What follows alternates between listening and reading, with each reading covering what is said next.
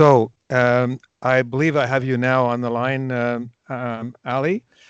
Canada Talks Israel-Palestine is very happy to welcome Ali Abunimah to our program. Ali, thank you very much, and we look forward to seeing you in Ottawa very shortly.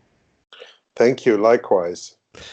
Mr. Abunimah is a Palestinian with American citizenship. He was born in Chicago of Palestinian parents, and he's a frequent lecturer on university campuses and a frequent commentator on CNN's, PBS, and other networks. He's a published author. His most recent book is called The Battle for Justice in Palestine. He's also a co-founder of the Electronic Intifada, which is an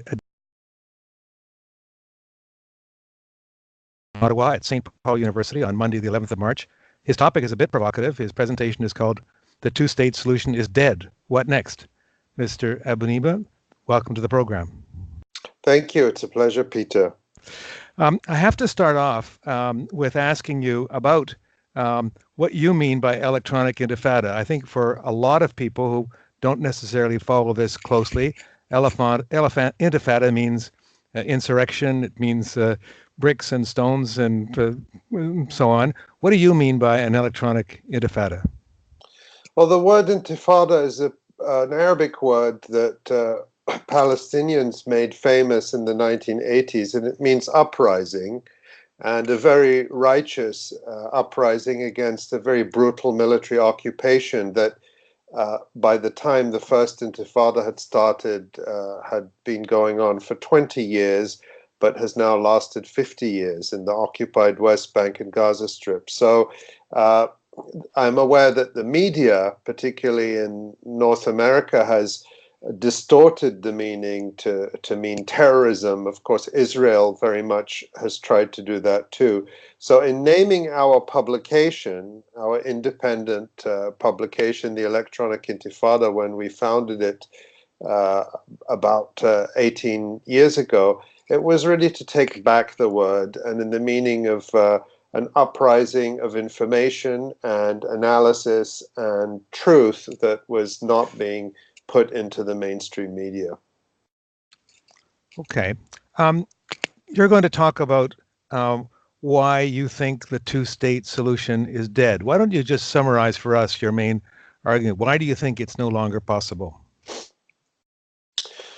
Well, I personally don't think it was ever possible, but I certainly think it's not possible now when you look at how Israel has spent the last 50 years making it impossible by forcibly integrating the West Bank into the rest of the country, but integrating it on a very discriminatory basis, a racist basis, a system of apartheid, of settlements dominating the indigenous people, the Palestinians, who are corralled in what have been called Bantustans, which was the term in South Africa for the so-called homelands in which black people were forced to live.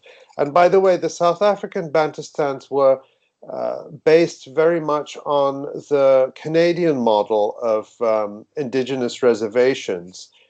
So what we see from Canada to South Africa to Palestine, what ties these together is settler colonialism. So Israel is a settler colonial state, and as we've seen in other settler colonial situations, the best, right, and most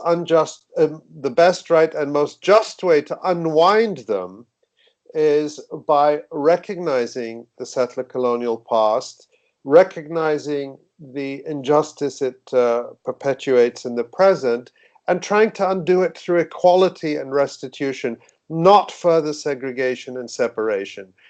And so that's why I think a two-state solution is not possible. 50 years of efforts have shown it's not possible, but also not desirable and not just. Ali, at the beginning there, you just said something that's intriguing. You said you don't think that a two-state solution was ever possible. Maybe you can just say a word on why you think that. Because it was based on a fallacy that you could make peace with a settler colonial regime that was bent on and is bent on ultimate victory over the Palestinians. We have not seen Israel for one moment slow down its efforts to confiscate and absorb Palestinian land. So it's not and has never been a static situation. From the first moment of its creation, and in fact, since before its creation, Israel has been in a constant process of settler colonization to this day. So Israel has never accepted to have borders, never accepted to have a limit to its territory, because as a settler colonial state, it's intent on victory. So what has to be done is really to dismantle the settler colonial mentality and the settler colonial reality. And when you do that, it fundamentally transforms the political possibilities. Instead of having to segregate and separate Palestinians and Jews into separate entities, with, of course, the Israeli entity being dominant and superior, you can actually start talking about justice, equality, reintegration, reunification, and everybody living with equal rights and with full respect for their culture, their language, their religion, and so on. That is the future. I mean, isn't that the future Canada talks about for itself? Why should Palestinians and Israelis be different? Okay, so you're edging towards or saying there, you think that one state with democracy and equality for all is a preferred solution, and I can certainly see the attractions of that. Um, of course, the elephant in the room for most Canadians is what would happen to Jews in that kind of situation. And would you think a Canadian Jew has any reason to fear that a one-state solution would cause serious harm, prejudice to Israeli Jews? Well, I don't think we should focus, first of all, I don't think we should single out Canadian Jews. I think Just Canadians because we're in Canada, that's why I no, asked. but Yeah. exactly. I don't want to single out Jews because Yeah. Canadians of all backgrounds are concerned about the situation, and many Canadian Jews support a one-state solution and oppose what Israel is doing very vociferously. So I don't think we should just recognize that diversity of opinion. But look, this is the same claim whenever there's a settler colonial situation. The oppressor group, whether it's British colonialists or Canadians in Canada, or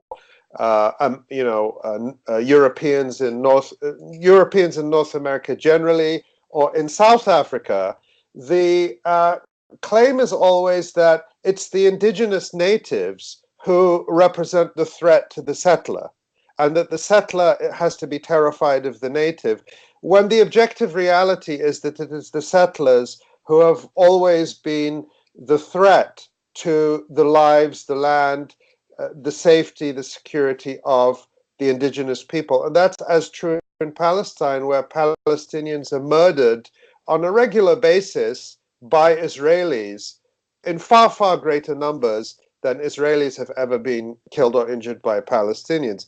The question is, what happens when Black South Africans, indigenous people in Canada, or Palestinians are released from their bondage? In the imagination of the settler, these are like wild animals that you're going to release from the cage, and their first instinct is going to be to get revenge and to kill the settlers. And exactly the same fear or fantasy was used for decades to argue against ending apartheid in South Africa, and to say, well, we can't end apartheid, even if we admit it's wrong, we can't end apartheid because the black people will slaughter us in our beds. And those fears were used to shore up the apartheid regime. I did a study of that, and it's in my book, The Battle for Justice in Palestine, how white fear was used to mobilize opposition to democracy, to say democracy will kill you. And there's just no reason to believe it, either in South Africa or in Palestine.